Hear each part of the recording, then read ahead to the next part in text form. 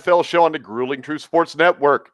The NFL show is brought to you by Path of Purity. It's the world's only full-spectrum 50-milligram CBD tablet with a built-in two-stage delivery system tied to how our bodies work for optimal bioavailability and absorption. Made from the ground up using specifically bred premium source cultivars for a superior entourage effect. What that means is, and I've taken this before, Path to Purity, it's the best CBD on the market. I'm not just saying that. And if I don't believe in something, I'm not going to go ahead and support it. But the great thing about this is you put a pill under your tongue, it dissolves, and then it actually times release over the entire day. So you're not just getting the CBD right then. It absorbs immediately into your system. You feel the effect then, and you feel the effect 12 hours later. And Replenishing Care Technologies is a personal best performance and personal best fitness system that helps people perform at their best by helping their bodies heal and repair at their best. A lot of NFL players and NHL players use it and other RCA&T methods to train, play, and recover at their best and promote their long-term health. You can check Replenishing Care out at rcandt.com. And, of course, you can check out the Path of Purity .direct/replenishing care / That's a lot of words, Sam. And it's a great product. I highly recommend it. I don't even know if we're live on Facebook right now because I just got a message from Restream saying they're having a hard time with Facebook streams.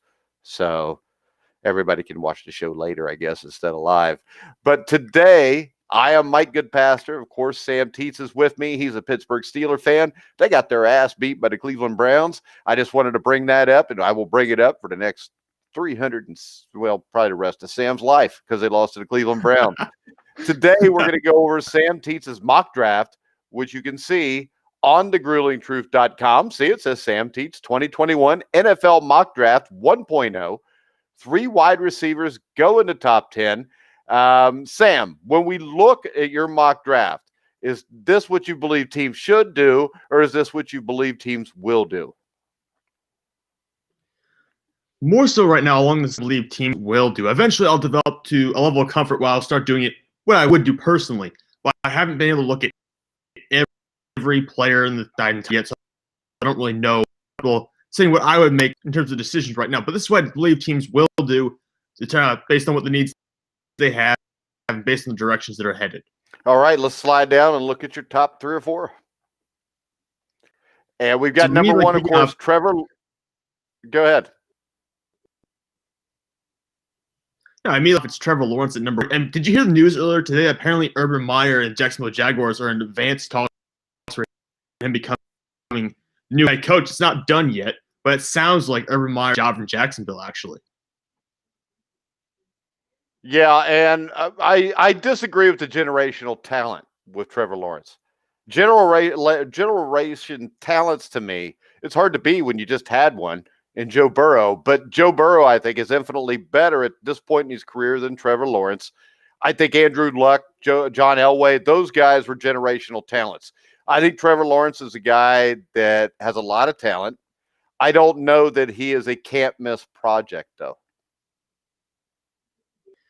Yeah, and like I said, I'm looking back at some of the prospects from the past decade or so, and there are only maybe 5 or 6 that I really feel comfortable with saying that they were can't-miss kind of guys. Joe Burrow is one of them. Andrew Luck is another.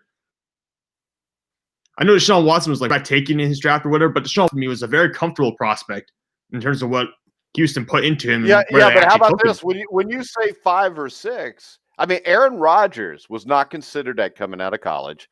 Russell Wilson wasn't considered that coming out of college. Drew Brees wasn't considered that. Tom Brady wasn't considered that. There's very few guys that are generational talents. Trevor Lawrence is a guy that when I watch him, I don't think, well, this is a guy that can't miss. I think this guy is a can't miss if you put him in the proper situation. I don't know that Jacksonville is that. They need a lot there. They've got a lot of cap space, and you're going to put him with a college football coach. That to me doesn't look real promising. I think if he was to drop to 3 and the Miami Dolphins would take him, he would be a can't miss. Yeah. No, I don't think Urban Meyer's the right coach for the job. And right now the owners are interesting. I don't think they filled the job there. And the owners have a lot of control over the play right now. And if they're going to keep that, I really don't like Trevor Lawrence's chances because Jacksonville, with Urban and him, the owners, I just don't know. I don't have faith in those people. A group of people I believe will be good leaders for a team. All right, number 2, you got the New York Jets taking Zach Wilson. I think Sam Darnold is the guy you should take here, and I'm confident they won't keep Sam Darnold. They'll probably get off of him. You think Zach Wilson goes over Justin Fields here?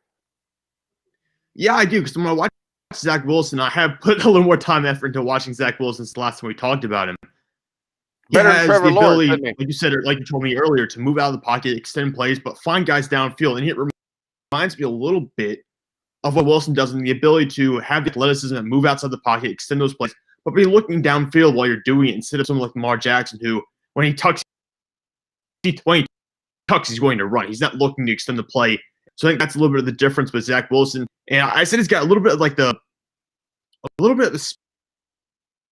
speed, the short-term quickness of a Kyler Murray type figure, but he's got much. So when he's throwing from the pocket, have the difficulties that someone like Kyler Murray does.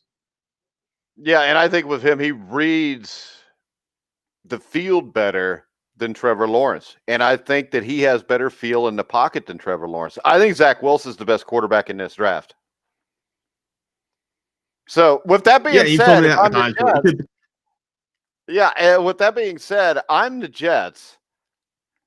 I would take Zach Wilson here and get rid of Sam Darnold just because I do think in the long run, Zach Wilson will be better. If Zach Wilson was to go number 1 or Justin Fields was to go number 1 and I was the Jets, I would keep Sam Darnold instead of going with Trevor Lawrence. You're not just saying that now, are you? You actually believe that? No, I actually believe that. I believe Sam Darnold in the right situation has more upside potential than Trevor Lawrence. I think this is the thing about him. Last year, he was successful on a bad football team where he won 6 out of 7 games. Trevor Lawrence, it's kind of like the Alabama quarterback, Mac Jones, or any Alabama quarterback. You've got so much talent there. All you've got to do is distribute the ball. And, you're not going to have coverages in college that are going to lock you up. So you've got to throw somebody open. Do you really see Trevor Lawrence throw people open that much? And I know that his receivers are usually so good he doesn't have to, but I think that's a question. When I watch the film, I don't see a lot of cases where he throws a guy open. That may be true, but he's working with Amari Rodgers and Cornell Powell this year. He wasn't exactly working with Justin Ross and T. Higgins. That is kind of a very different situation here. That is my point. And he wasn't as good. And it was against a weak schedule. That's fair. I could see what you're saying there. I mean, I guess you could say Zach Wilson also. Zach Wilson's worked with less talent around him during his career, so I could see why you're saying Zach Wilson would be better. But Sam Darnold had similar concerns at USC. Sam Darnold ball in his final year of college, I'm pretty sure. Hey, I still have concerns about Sam Darnold. I would take Zach Wilson over either one of them, but I'm telling you right now, I think Sam Darnold mentally is more ready to be the quarterback in New York. He knows what it entails. He played at USC, which is a high-profile program in a big city. In LA, USC is considered a legit program. There's a lot more pressure being a quarterback at USC than there is at Clemson. Well, maybe from the local area, but probably not nationally. Clemson is expected to win a title every year at this point. Clemson is expected to be a top 3 program year at this point. But what I'm saying is this. USC expects that too. The LA press expects that too. And when they don't do that, that's a lot of pressure. I understand that.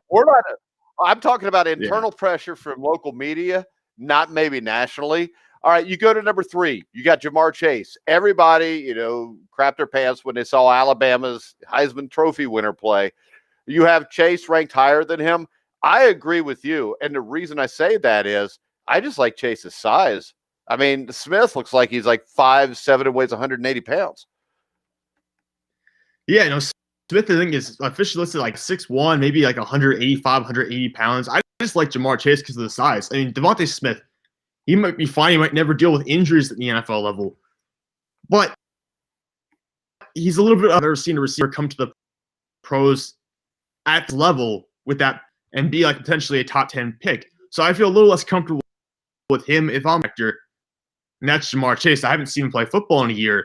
But if we just look back and remember the season he had last year, it was very close to what Devonta Smith had this season. So I think to me, Jamar Chase Chase is worth a top 3 pick. Yeah, and also that season was close. I mean, if you take Justin Jefferson off that team, maybe Jamar Chase could have won the Heisman. But let's face it, Joe Burrow threw like 600 touchdown passes last year. He was getting it anyway. Number 4, Justin Fields. That will surprise people because you got Matt Ryan there. Does that mean you're giving up? Or do you have a long-term plan to transition year 2 maybe from Ryan to Fields? I don't think you've made up your mind yet. I think if you're Atlanta, you will have Matt Ryan around for at least one more year, I believe. You're not going to throw Justin Fields in it the way it is right now. So you're going to have Ryan around for at least one more season. My concern is right now, if you look at the way the Falcons are built, they don't have a general manager. They don't have a head coach, I don't think. And the way they're built right now, they're not going to win a Super Bowl or be competitive and get close to winning a Super Bowl during the remainder of Matt Ryan's or Julio Jones's primes. They're not going to get built to win right now. They don't have a defense. The offensive line isn't scratched. They don't have a running game. This is a team that needs to start rebuilding and rebuilding quickly. Maybe in that case, you can make a sense that Penney Sewell will be a better option here to build the offensive lineup first. But I think Atlanta will try to look for the long-term future here and get a quarterback. I don't know about that one, Sam. I mean, because number 1, your long-term future is not going to be Justin Fields if you want to be successful. But the Falcons are stupid. And I would also make this case. If I'm picking a quarterback at number 4, he better be able to start right away. I shouldn't need to groom him if he's going number 4. No, I understand what you're saying there. I've agreed with you in the past on this, but at the same time, this is not unheralded territory. I mean, Justin Herbert, what was he, number 6 this past year? Justin Herbert was not supposed to start for most of the season. He only came in because Tyrod Taylor got hurt because of something like that. He had like a cracked rib or a bad injection into his ribs at that point, and then Herbert came in and played. So I think this is not a situation where it'd be unheard of to have somebody get taken and sit for a little while. I think quarterback, regardless, it might not be at 4. Maybe they'll trade back. I didn't include any trades in this mock, but I think Atlanta will take a quarterback here at some point in this draft, very high up in the first 2 rounds. All right, number 5, Penney Sewell.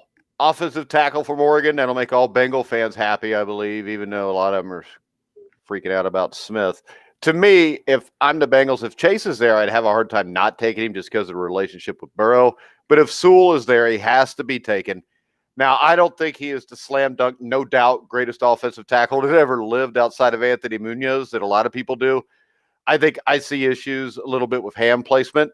I think he plays a little high sometimes. That all can be fixed. The Bengals did get Frank Pollock, who is a very good offensive line coach.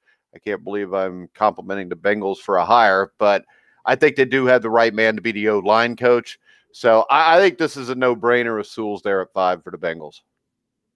Yeah, I think so too. And if you get him at 5 value, I know you said there's some risks here, some potential down pitfalls, but at 5th overall for this kind of guy, there's not a tackle I would say would be higher rated than Sewell, even taking into account any potential flaws he has. And at 5th overall, if you get him, put him next to Jonah Williams, you have bookend tackles for the next 5 to 10 years. That's exactly what you've been missing. I mean, the hope for me is that Jonah Williams was screwed up because Jim Turner, the Bengals offensive line coach the last 2 years, was terrible. I think that's possible. Jonah Williams dominated at Alabama. This ain't Alabama, though. No matter what Bama fans think, you can't beat an NFL team. So I think Sewell is the no-brainer here. And then if Jonah Williams can improve under Frank Pollock, you got bookend tackles. You got Joe Burrow. Pittsburgh Steelers are going to be last for a long time in the AFC North. Number 6, the Philadelphia Eagles, Devonta Smith. What are the Eagles going to do at quarterback? Are they going to ride with Jalen Hurts, or are they going to go with Carson Wentz? I can go with Carson Wentz, and Doug Peterson losing his job partially signaled the likelihood that Wentz will remain with the team into next season and probably be the start. It's going to be a quarterback competition. I can't imagine you'll just hand him the job again. There's going to be a QB competition, but I still believe that Carson Wentz can win that job back. And regardless of what anyone wants or what anyone thinks, both Wentz and Hurts are going to be on the roster next year at the opening week at least. So they're going to have both those quarterbacks. Philadelphia's biggest flaw to me has not been supporting those quarterbacks enough. They're going to get a lot of offensive linemen back from injuries. But their top receiver last year was Travis Fulgham, and Fulgham didn't even play most of the season. He was benched basically for like the final 6 or 7 weeks of the year. He's still a top receiver, so I think they need to add a receiver threat here. They drafted Jalen Rigger in the first round last season against the advice of some scouts who really wanted Justin Jefferson, who turned out to be one of the best wide receivers in a long time. I think they have to take someone like devonta Smith here, or they're going to try and grab a receiver so they don't take one to fix that receiving core. They're never going to get anything out of their quarterbacks. All right, I will say this. Also, I wanted to throw this in. I watched a lot of Tua's film from the NFL. I would take Zach Wilson or Trevor Lawrence if I was Miami. Tua's not it. Really? I like Tua coming out of college, and I'm going to admit right now I was wrong. And Tua Tagovailoa is not a quarterback of the future. He's not a big-time quarterback, and it's going to hold that franchise back the longer they continue to run with him. But that's just my opinion. Number 7, the Detroit Lions, Jalen Waddle. I think this, and this may sound crazy, but I think Waddle could end up being better than Smith. No, I've heard that from multiple sources already. I've heard multiple people say that because he's, well, first off, built more prototypical than someone like devonta Smith. He also has better physical traits in terms of the speed, elusiveness. Also, some of the times the route running, you see a flashes a bit where devonta Smith might lack what Waddle has. My biggest concern, though, is that last year, Henry Ruggs was the flashier prospect than someone like Jerry Jeudy, where Jerry Jeudy was the better route runner, and Jerry Jeudy had more production in college. Henry Ruggs is not a wide receiver 1. He might not even be a wide receiver 2 in the NFL.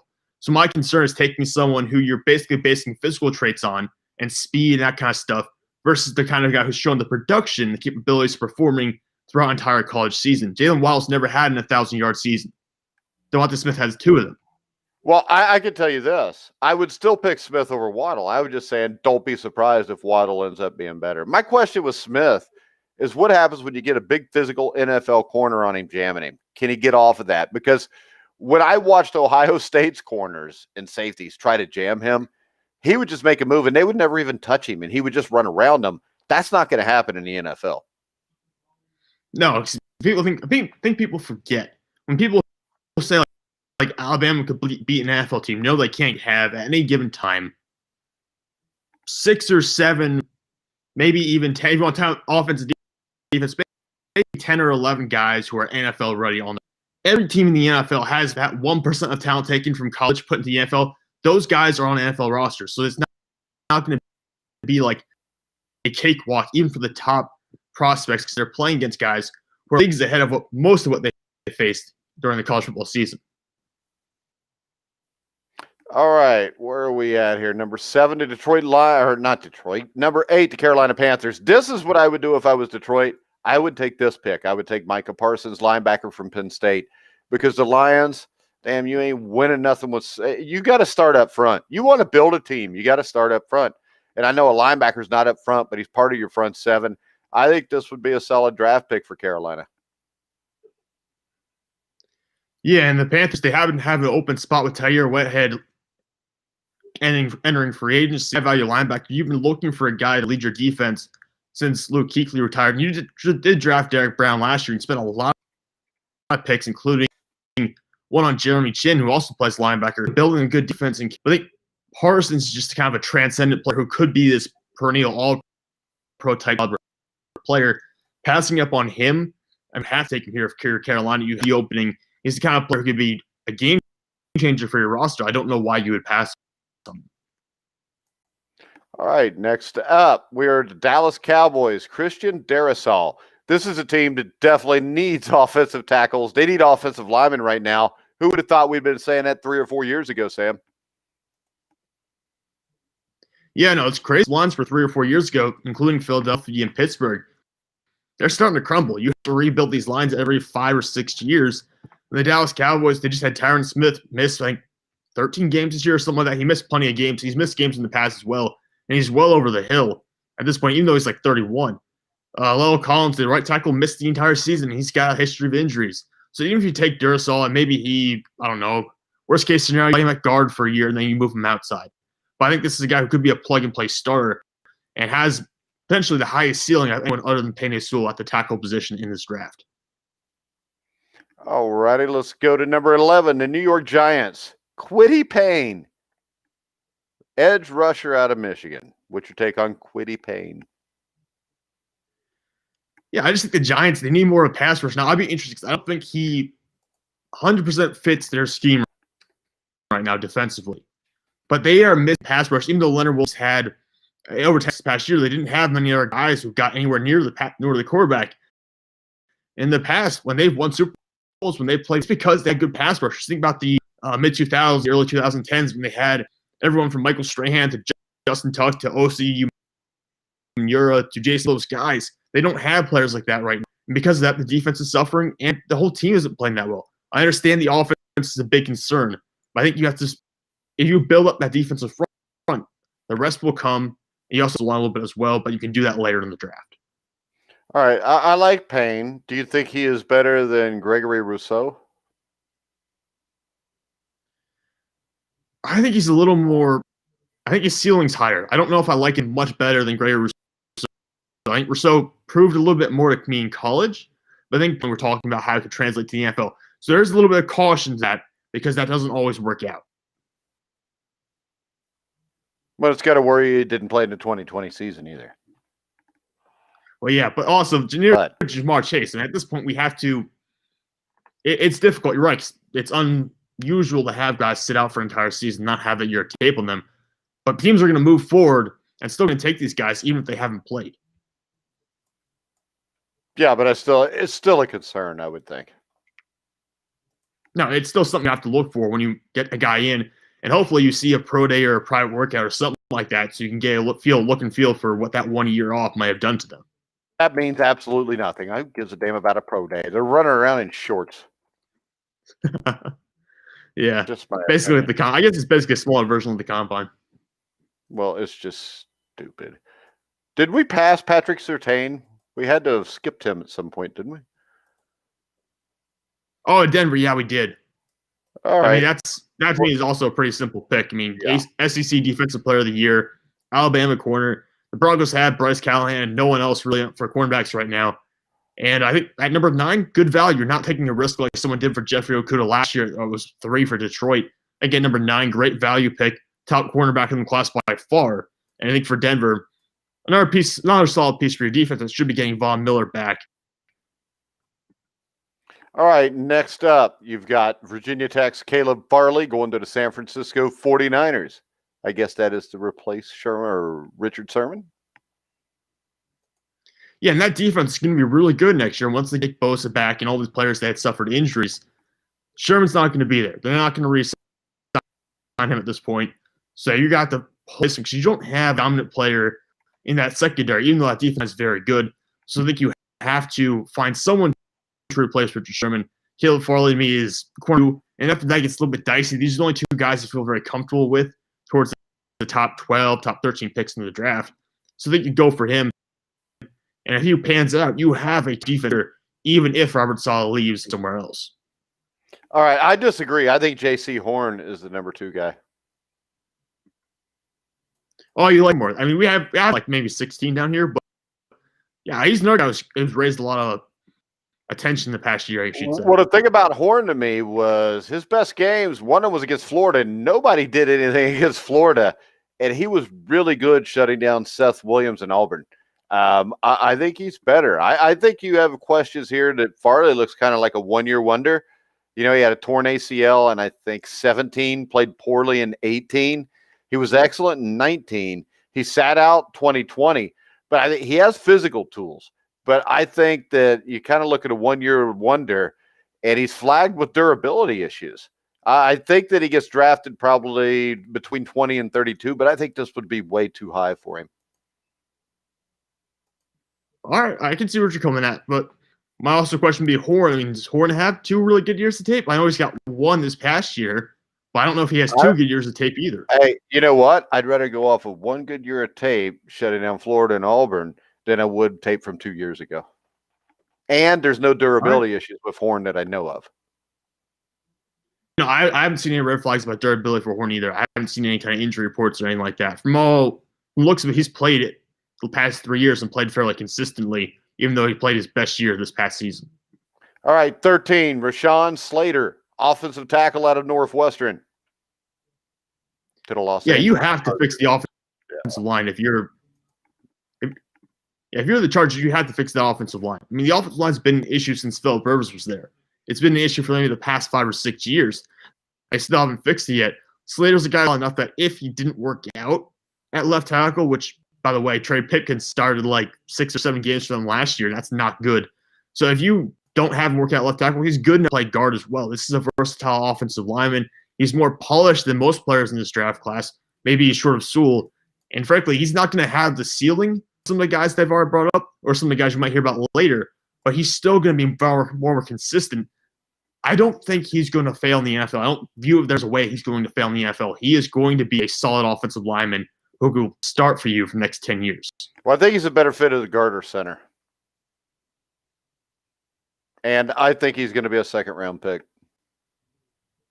You think he's falling out of the first round? I don't think that's going to happen. Well, I can tell you this. Guards and centers are not valued as much as tackles. When I watch him play tackle in Northwestern, I don't see an NFL tackle. I think his run blocking is ahead of his pass protection. I think, maybe if he plays solid in one of the all-star games, it looks good in the combine, maybe he can get into the bottom of the first round. But I think this guy at 6'3", 306, to me, looks like a center or a guard. And I'm just telling you, not many centers and guards get picked in the top half of the first round of the draft. If a team projects him out as a center or a guard, they're probably not going to go in the first round. I admit that, but I don't project him out as a center or guard right now. Well, you should, because that's all he can play. So his feet are not great. He gives up his chest. I mean, there's just things there that bother me about him. All right, 14, Gregory Russo, edge Miami, where I talked about him a little bit. And like I said, it was dominance in 20. A bit of a one-year wonder, though, to be concerned about that. Did not play in 2020. 2018, played one game. So you have to be one guy's is intriguing, the production's intriguing. And if you're Minnesota, you tried to pair Daniel Hunter with Yannick Ngakoue this past year, and obviously that didn't work. That was the kind of guy who you could put alongside Hunter and have two great defensive ends the same way you did when you had Griffin there. All right, next up, you have the New England Patriots taking Trey Lance. Is that what you think should happen, or is that what you think Lance will happen? It will happen. I think they're going to take it here in the first round. Because you look at they could sign Jameis Winston or Randy Dalton or something like that. I guarantee that any one of those guys is going to be in New England more than a year or two. I don't think they would be in New England. If they really want somebody who could be the quarterback for or something like that, they're probably going to have to find that person in the draft. Unless, of course, they get Sam Darnold, which, could happen, but I don't see the Jets trading within their own division. So someone like Trey Lance, bit of a drop-off because he's only played one game this year. He's a year removed from throwing like 26 touchdowns and 0 interceptions or 28 touchdowns, 0 interceptions. North Dakota State prospect. Gotten because of the fact that he's only played one game this year, I think there's a chance out here and falls a little bit into the middle of the first round because of the three quarterbacks we already talked about. And if New England has a chance to get him, see why not. Yeah, I think that he's worth the pick. I like Trey Lance. I mean, Trey Lance could be better than Trevor Lawrence also. Man, I'm serious when I say that. Again. You can laugh all you want. I will bet you anything. If Trey Lance actually goes to the New England Patriots, he'll have a better career than Trevor Lawrence because he's going to New England. Well, he'll be coached by Bill Belichick. He'll probably win 2 or 3 Super Bowls knowing that works out.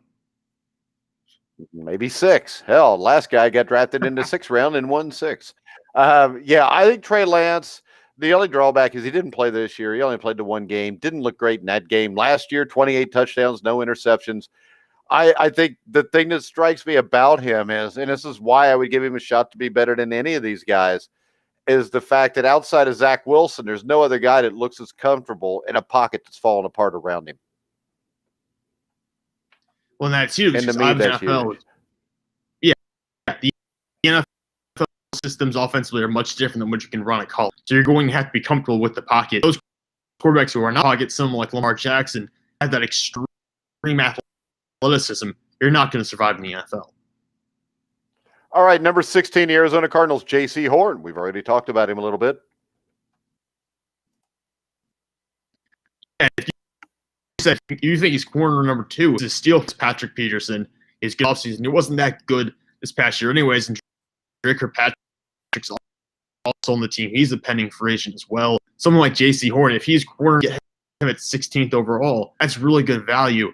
Again, he has some good gear. I consider putting Kyle Pitts in. I haven't given Kyle Pitts out yet, and it's probably the biggest issue in my draft. I don't think Kyle Pitts is going to fall as far as he does in this one. I just couldn't find a spot for him. But I think J.C. Horn fills a more immediate need for the Arizona Cardinals. All right. I'm going to go ahead and let you announce this next pick. So because you can't say the name, it's the Las Vegas Raiders taking Jeremiah Owusu-Koramoah, linebacker from Notre Dame at 17th overall. They tried signing Corey Littleton, which I thought was going to be a really good signing to help fix that back in core. It never really worked out. He had arguably his worst season as a starter. I think Owusu-Koramoah, the biggest issue for him is his size. I mean, that translates to the NFL that well. But he's got great instincts. He's a very smart player. And he's got the sideline-to-sideline speed that you might need in the middle of the field if you were the Los Angeles and you're struggling to cover people over the middle. I'm not impressed. Why not? Well, number one, if you're coaching him, it's going to be hard to say his name. But really, I mean, I don't know. I think he's undersized. I don't know if he's worth that high a pick. And this is a make or break season for Gruden. I believe this. I believe if the Raiders don't make the playoffs, I believe Gruden gets fired no matter how long he's contracted or how guaranteed it is. He's still going to be in Vegas. And, 2 years from now, you'll probably be able to have crowds. And they'd probably like to fill that stadium. And this is a team that the last 2 years has failed at the end of the season when it looked like they were able to do something. So I don't know. When I look at it, I think you get man, I'll tell you, this may seem crazy, but that tight end, having Waller and the other tight, I mean, before Aaron Hernandez decided to murder people, Aaron Hernandez and Rob Gronkowski as a tandem was pretty damn good. And I mean, if you're the Raiders, you can load that up. But if I was going linebacker, I go with Zaven Collins before I would, Usa Koramoah, whatever the hell his name is. That was an attempt to say his name, but I do think I do like Zaven Collins though as well. He's obviously more filled out. I had him at 18 to Miami Dolphins for a reason. The Dolphins can improve on an already decent linebacking core that's anchored by Kyle Van Noy, who's had another good season. I think Zaven Collins, he's 6'4", 260. That's much more impressive than what you get from Owusu-Koramoah in terms of size. And he also had the production last year, doing a little bit of everything, 4 sacks, 4 interceptions from Tulsa. So there's a chance here that if you focus on building that defense, Brian Flores loves, he's a defensive guy, then you could really strong unit here in Miami, which already has a very good defensive backfield. Yeah, I think it could be a 4-3 Sam linebacker or a Mike. I think he would be a great fit as an outside linebacker in a 3-4. Like you said, I mean, he's big, he's quick, he's versatile. He displays ability to drop into coverage. He makes tackles in the open field. He makes tackles, in small confined areas, and he can rush the passer. He can do everything. I think this, and this may sound a little crazy, Sam, but you know where I'm going with this, right? I think he's the best outside linebacker in this draft. And the thing that blows my mind is, in almost every draft rating you look at, he's ranked like number 3, 4, or 5. I think who they have. I mean, you said outside linebacker. Who do they have ahead of him? Oh, hold on, I got to find one. I was gonna say I don't know. There's maybe Gregory Russo, Quiddy Payne. Okay. Hold on, Rashad Weaver in this one is number 3. Yeah, they got him all the way at number 4 on this one. And they don't say nice things about him. But those people are stupid. They just sit and write stuff. They never coach football. So I don't worry about it. Yeah, it's because Zaven Collins, he's going to be taken first round. He'll be an immediate start as well, an immediate impact player. And if he somehow fell past the middle of the first round, there'll be plenty of teams willing to take him at the back end. So he's going to be one of the best linebackers on the board. I don't think there's anyways number 5. All righty. Said you got him going at 18 to the Dolphins. That would be a great pickup for a Dolphins defense that's already good. And you start to fix that linebacker position, and then you may have a top 3 or 4 defense in the entire NFL. That's hopefully where Brian Flores is unique. They have a chance to get offensive players later in the draft. They can always find a running back in the second or third round. It's a deep position. You don't need a running back right now. All righty. Next up, was it the Washington Redskins? Yeah, they're taking Jalen Mayfield and left tackle here to kind of fill out the offensive line. And it comes partially from their decision to evaluate some that they already have on this offensive line. They've got some good guys. They've got the center they like. They got a right guard and Brandon Sheriff, who's an all-pro. A right tackle, Morgan Moses, who's a good anchor. But really, if they add Mayfield to that, you have an offensive line. You're probably going to tear them apart. You know about offensive linemen than I do. But realistically, you need a quarterback, though. You got to have a quarterback. There's no quarterback here. Do you want to And draft don't Mac give me Jones? Alex Smith. I don't want to draft Mac Jones. What I would do if I was Washington is I would try to get a veteran who could come in. I mean, Andy Dalton's better than Alex Smith, but really, Mac Jones to me is an Alabama quarterback, which means he distributes the ball to receivers that are wide open all the time. And that's the thing I saw. When I go back and I watch Tua film from when his last season there is he had issues throwing guys open. I say it again. And that is a huge thing. And when I see him play in Miami and he can't throw them open, he can only throw to an open receiver, then that's all of a sudden when you're throwing for 100 yards in 3/4. Ryan Fitzpatrick can actually throw guys open. So I think I was completely wrong on Tua. I'm going to pull off the Tua train before he's even started 9 games just because I don't want to look like a moron, because when I watch him play, he's not an NFL quality top half of the league quarterback. He was a bad pick by the Miami Dolphins, and they're a mess right now. Mac Jones to me would just be putting a bigger, wider version of, Tua there. So, I mean, when I look at it, there's no quarterback in this draft unless one of those other guys slips. And I mean, hell, if Justin Fields was to slip, would you really want to take a shot at another Ohio State quarterback? So they got to do it in free agency. So the Jalen Mayfield pick to me is fine. But I can also tell you this, with their lack, they could use some more weapons on offense. I mean, this is a place for the tight end to go to, Kyle Pitts. But I think Mayfield would be a great pick because really, I always say you build the O-line and a D-line. They've already got a great D-line. If they could build a great O-line, it's off the hook what they could do. And even if you have to roll with Alex Smith if he plays again, or what's his name, Heineke? Heineke, yeah. Whatever the hell his name is, he may not be that bad. So maybe you take a risk of going with those two and just building this team up. And then maybe in the next year or two, you get a quarterback or Heineke or whatever the hell his name is, turns out to be an all right quarterback. But I think Alex Smith is just a guy. I mean, Alex Smith is just a guy that did remarkable things, but he's still not a remarkable quarterback. I mean, his story is great, but let's not sell it like this dude is just throwing bombs and playing his ass off. He played great for a guy who almost died on the field, which a guy that almost died on the field is better than Dwayne Haskins. That's all I got to say there. Number 20, the Chicago Bears. When he was laying there dying, he was better than Dwayne Haskins. Number 20, Chicago Bears, Wyatt Davis.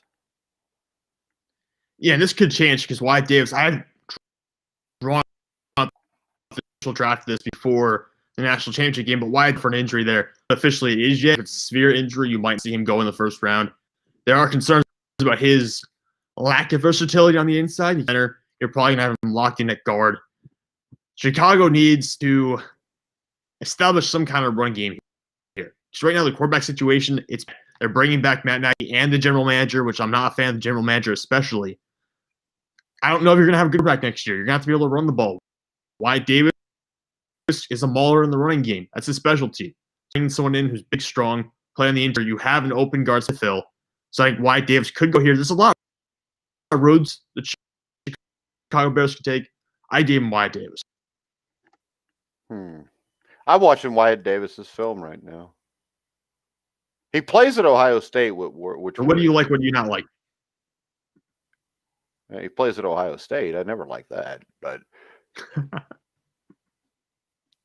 did they play him at guard or tackle? I thought he was a guard, wasn't he? They played him at guard. All right. He moves his feet all right, but to me, he plays high and he leans. And that is usually the problem with Ohio State guys where they catch, if you know what I mean. Instead of blocking a guy, you just kind of catch him. I think he's better than that. When I watch it, I don't think necessarily this guy's going to be a stud. And to me, I mean, I'm watching him here, and he's blocking guys. His highlight film was almost all blocking safeties on the second level, which he didn't have to block anybody on the first level. I mean, he's not a bad guy. But to me, when I watch him pass block, he doesn't really kick step, and he just kind of stands there and catches guys. And that's what Billy Price did. Or not Billy Price, but Michael Jordan, the guy that got drafted by the Bengals from Ohio State in the 4th round like 3 years ago. When I watched his film, he would just run out and catch guys. Now, Wyatt Davis isn't that bad, But I would be really concerned about possibly taking Wyatt Davis that high in this draft. I mean, he's better than Billy Price, but I agree. I think 20. Well, I don't think it takes that better than Billy Price. I watch him here lock up guys. And when he locks them up, he stops his feet. I mean, guys that are coming head up, he just kind of mauls them. And the thing is this, in the NFL, it's really hard to be a mauler. Unless maybe you're that Alabama guy that's like 6'6" and weighs 5,000 pounds. But, I mean, when I look at Wyatt Davis, I see a mauler. I'm not big on maulers. I want guys that can move their feet and get out and block. If this was 1978, a mauler would be great. But right now, maulers just seem to get in your own way and mess up your own blocking scheme because most of these teams anymore are running zone blocking schemes. I'm not huge on Wyatt Davis. I'm not huge on Ohio State offensive linemen. It may just be because Billy Price, though. That may not be fair. The Indianapolis Colts, Kadarius Toney, wide receiver out of Florida. This is another spot where if Kyle Pitts is there, I would draft Kyle Pitts. Yeah, I think I couldn't figure out necessarily where I wanted to put him, and now you're bringing up the Colts. That probably would have been a better spot having than when I do. He definitely will go before where I have him going, throwing stuff at the wall here, stalling, see what sticks right now. Well, key thing is the Colts we know the Colts got 2 or 3 solid guys. Yeah, and I mean the thing is this: Kyle Pitts is more like having a wide receiver. You can line him up on the perimeter, you can line him up in the slot, you can put him at tight end, you can do whatever you want with him. And when I look at Kadarius Toney, I think that's a guy that's somewhere between probably 5 and 8. I think he's a dangerous receiver, good runner, good returner. I think he'll be a dynamic weapon. He can play outside, slot receiver, and some running back even. But, you know, he's a dangerous player, but he's missed a lot of games, especially in 2019. And he's 5'11", 190. And that size worries me. I mean, to take a beating in the NFL is completely different than taking a beating in college. And in college, he missed a lot of time. Yeah, the injuries could be holding him back here. And like this is a guy who probably won't be a superstar, get you 1,400 yards in a year kind of guy. He'll be a complementary player to someone like a Michael Pittman Jr. who has the size and the physicality that Toney might have. All right, what do you got next? I'll let you read that name too. Is Osai? Yeah, thanks for that. Joseph, I have not actually heard this how to say it. Joseph Osai. I'm going to go with that and say it's Osai. But the Titans need someone on the defense. The Titans need a lot of defensive help right now. And I think starting on defense, they signed Vic Beasley in the offseason. That didn't work out. I signed David Klein during the season. That didn't work out either. Both those guys are gone or going to be free agents. So Osai off solution along like Jeffrey Simmons, who's a very good defensive tackle who you drafted a couple of years ago, and Landry, who's on the other side. Suddenly you have good pieces in the middle, and hopefully you can fix that defense if you're Michael. I just think you have to pick defense here no matter what. Why would this be the guy you would pick at the end? Isn't he like the best? I think he's the best available. I mean, I can't scroll down here because I'll scroll down on the actual live.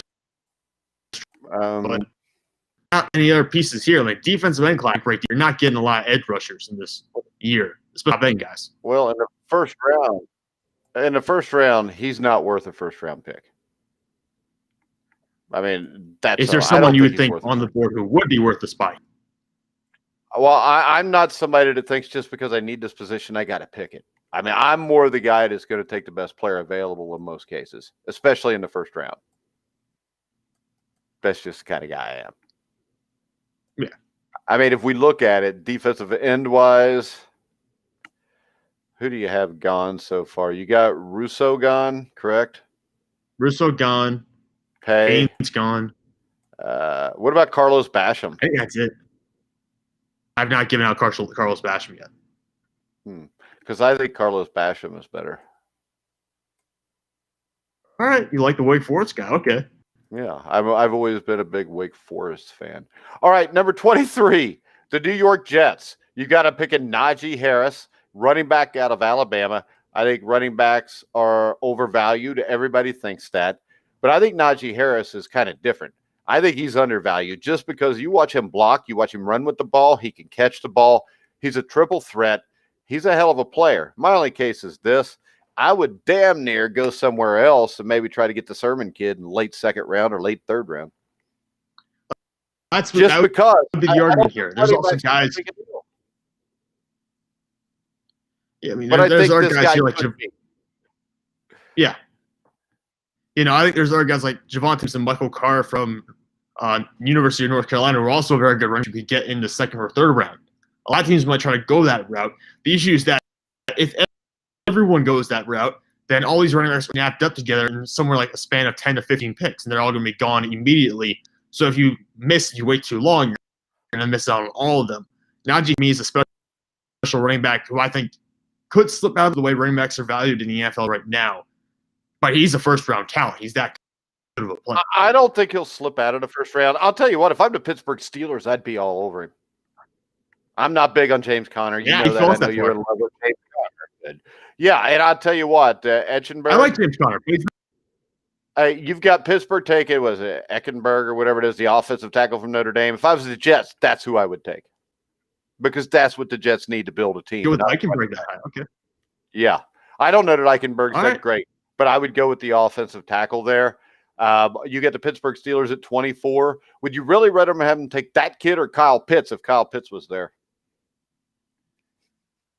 I just think I always say Kyle Pitts should go much higher than he does in this mock draft. But I'm the lineman desperately. I'm not joking around here. You don't have an offensive line next year. You're not going anywhere because the young guys. You don't have a quarterback either. You don't have a quarterback either, so you're not going anywhere. Yeah, but if you sign Andy Dalton, that all goes away. If you sign James Winston, that goes away temporarily. You can push that to another year. It doesn't necessarily go away if it's Andy Dalton or Jameis Winston. No, we don't really know what we get with Jameis Winston. We have a pretty good idea. We have a pretty good idea what we get with Dalton. Yeah. And that is your offensive line had to be a hell of a lot better than that to win anything. Number 25, the Jacksonville Jaguars, Kyle Pitts. This would be a great pick for if Urban Meyer's the coach and Trevor Lawrence is the quarterback. But my question is this. You just said you need offensive linemen, right? Yeah, I did say that. But the issue is a lot of the good offensive linemen are gone already. I think I gave out, 5 or 6 already at this point? I know. I'm just giving you a hard time. I know. Tucker kid. It should do best. The Tucker kid from USC. I only give you a hard time, though, if I like you. So you can ask anybody. If not, if I leave you alone, it means I have no interest in even being around you. Oh, thanks, Mike. You're welcome. All right.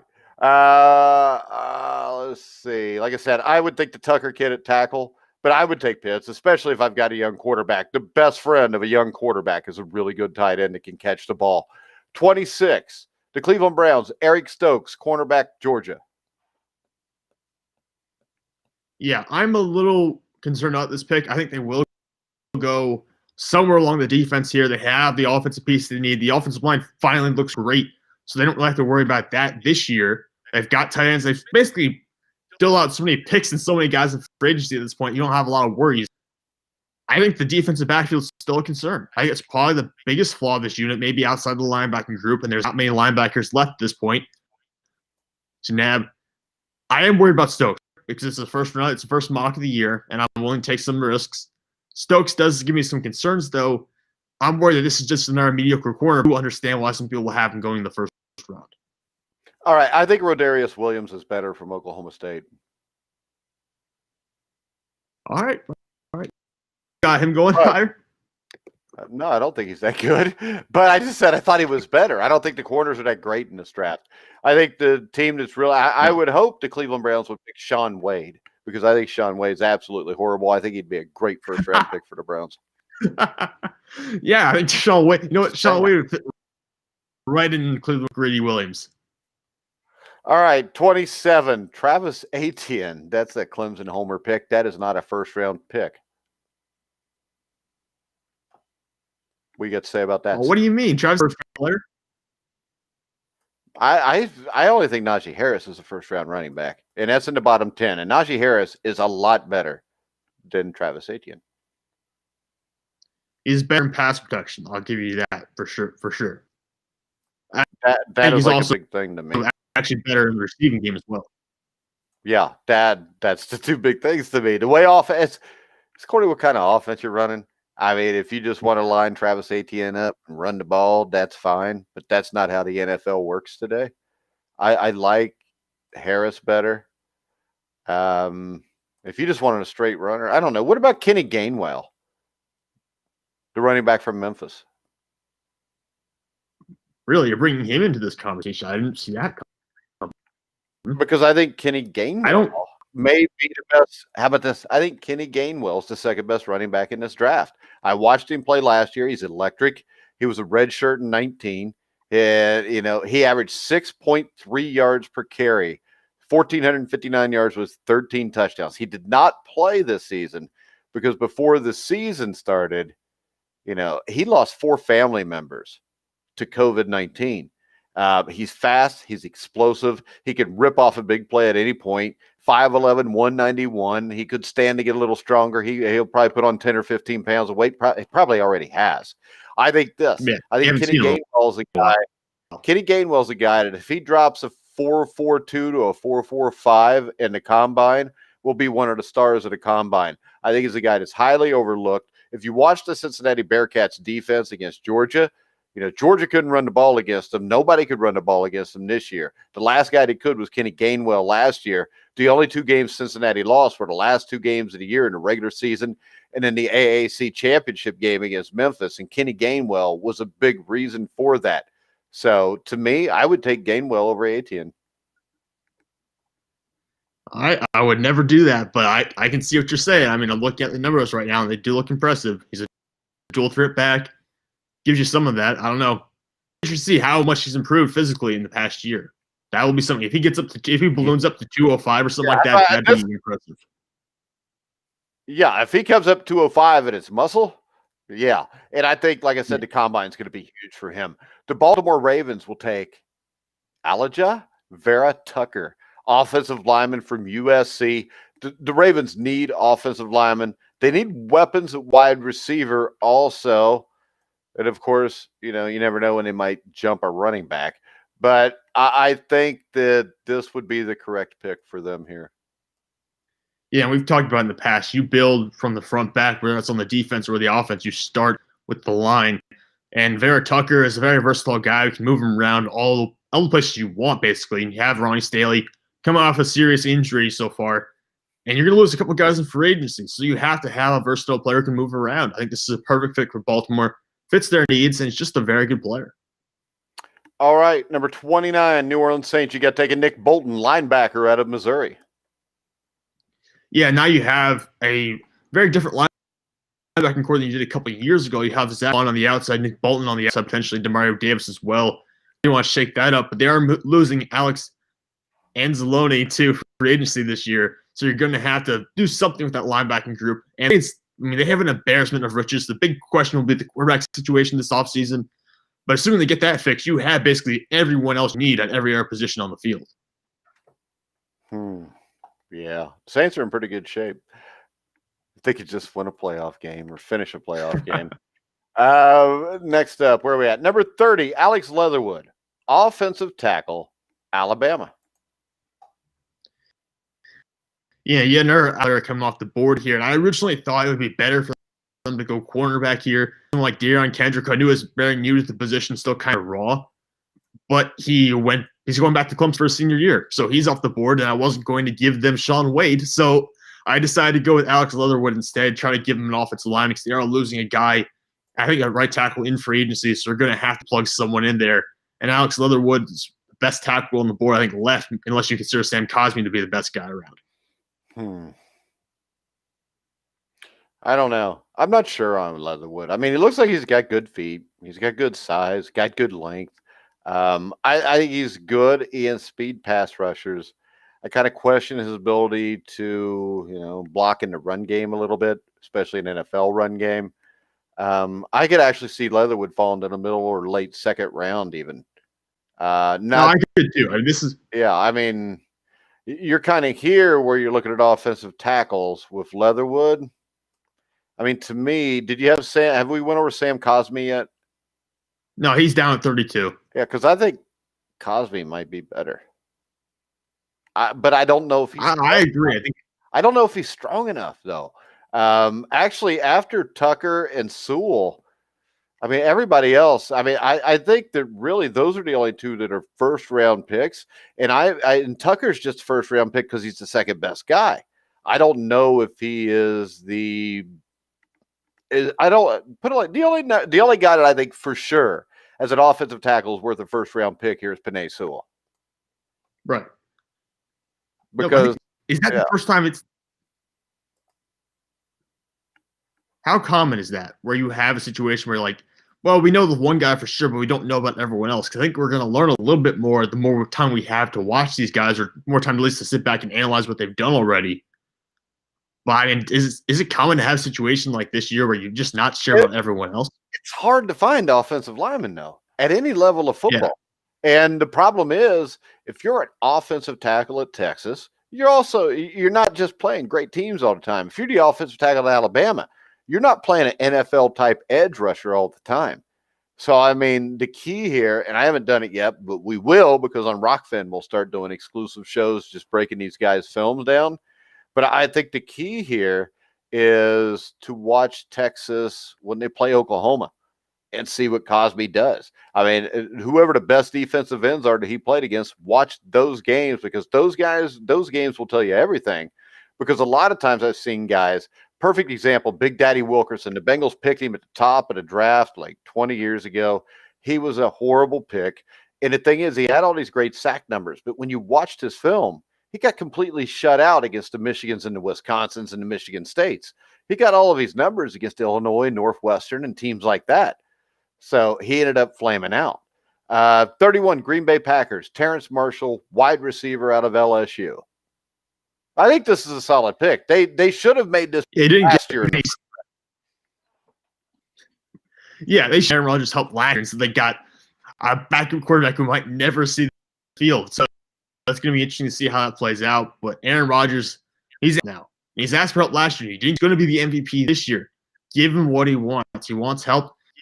Give him a second receiver to complement Devonta. Marshall Jr. averaged over 100 receiving games this past season. He's an LSU wide receiver. They have a history of producing great players like Jamar Chase, like Justin Jefferson, even back to Jarvis Landry. They've had success at wide receiver. I think Terrace Marshall is a good pick here. Yeah, I think he's a solid player. He's a solid pick. I think he's better than Kadarius Toney, who you have much higher. No, he could be. I think Kadarius Toney's a different kind of player, though. He's just a little bit more where he can line up in a little more positions, but I think Terrace is a more traditional wide receiver option. All right, 32, Kansas City Chiefs. You got Samuel Cosmi. We've already spoke about him a little bit. Yeah, this is more a situation. Having an embarrassment of riches. You could say defensive help here, but the best defensive players available are defensive tackles, and you really don't position. So you're the Chiefs. You're kind of in a spot where you should probably trade back if you want to do anything, because the best players are probably left aren't really worth first-round picks, maybe outside of Sam Cosmi, who could be a depth this year, could help plug and play for the injury guys, because you've had both your tackles in the past couple of seasons. And both your tackles just after next year. So you have to playing ahead of your Patrick Wilson for 10 years. So you have to plan ahead a little bit. And Cosmi is probably worth a fringe first round. You could see him go at 32, and it's probably decent value for this. All right. I'm good with it, Sam. What the hell? All right, guys. I want to remind you. Some of the other players. Go ahead. I was going to say, some of the other guys, if you look here, the best players I think that are going to be left are probably going to be the interior defensive linemen. Guys like Jalen Twyman, Christian Barmore from Clemson, and for Alabama. These are the guys I think are probably going to be the best players left. I just don't know how many of them are going to come off the board in the first round. All right, guys. Also, make sure you check out Replenishing Care and Technologies at rcandt.com. Even bigger than that is their CBD path, or the CBD Path of Purity, which is the sponsor for our show today and every day. You can check it out at pathofpurity.direct/replenishing care / and what you get with that is this. You get a 2-month supply at the price of 1 month. by clicking that pathofpurity.direct/replenishingcare/ Make sure you check that out. Remember, this is the only time released 50 milligram CBD tablet. You take it in the morning. It gets into your system immediately. That's the big thing. You don't have to wait a few hours to feel anything. You get it right away, and it actually time releases throughout the day at different periods. So make sure you check that out. Make sure you go over to Rockfin. Follow us there. You can sign up for a free account. Cost nothing. Just use your email. You can hear us on Spotify and Anchor.fm and pretty much everywhere else. I know Facebook is down today, so we weren't on there. Sam will be on there after I post this show to it. Tomorrow, the divisional playoff round. Steve Risley, former 1981 national champion from the Indiana Hoosiers, will be back with us. Also tomorrow, we will be running a Path of Purity show where James Comerford, who you would be getting that CBD from at Path of Purity, will be on the show to discuss that. That will be on later on in the day, probably right after the NFL show. But Sam, tomorrow, you got to beat Steve Risley because Steve Risley's been smoking you lately. Yeah. Hey, beat you too last week, Mike. Let's not get past that. He also beat you. Well, the thing is this, it doesn't matter because I don't keep count. I just keep count to see what you do. And so far, you've failed us miserably. So Sam will try to beat Steve to save his reputation. So make sure you check us out there. Tonight at 7 o'clock, the old-time boxing show with myself and Christopher Shelton. We will look back at the career with Jack Dempsey. We will even have film from the 1915 to 1930 area to watch film with Jack Dempsey. I know Sam Teets didn't even know the 1900s existed. No, I've only known the 2000s. That's not actually true. I was born in 1999, but really, I've only known 2000s. All righty. Well, we're going to wrap it up. We will see you tomorrow at 1 o'clock. Same bat time, same bat channel. Go watch Thelma and Louise and Hoosiers, Sam. So for now, for Sam Teets, I'm Mike Goodpaster. You've been watching and listening to The Grueling Truth, where the legends speak.